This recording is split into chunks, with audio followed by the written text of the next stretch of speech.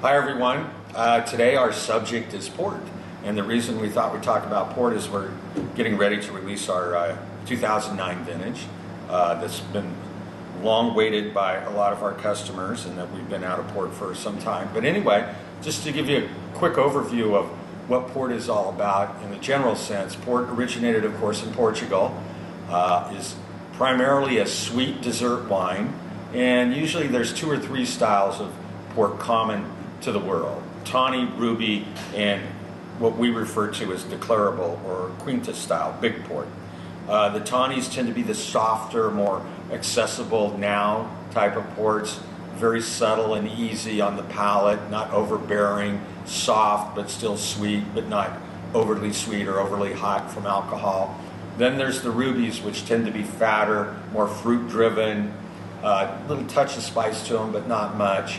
And they are usually more dessert food driven, like a cheese plate and some fresh fruit to go with them, or even in some instances chocolate.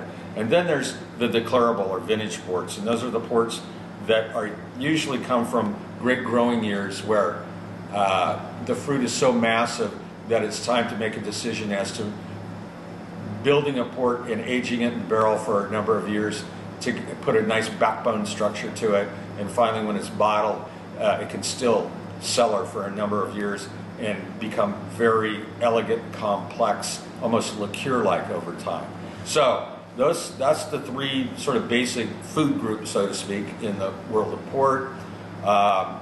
And we can talk at length about different grape varietals that are used for port. The old world standards, of course, are the Portuguese varietals, but there's some other non-Portuguese varietals, old world, such as Carignan or Alicante or Petit Syrah, that are also very good port components as well. So that's sort of the basic background. Remember, real port is handcrafted, hand fermented, and typically it should be fortified with grape brandy, not grain alcohol, like we see some of the lesser quality ports made in the non-traditional way.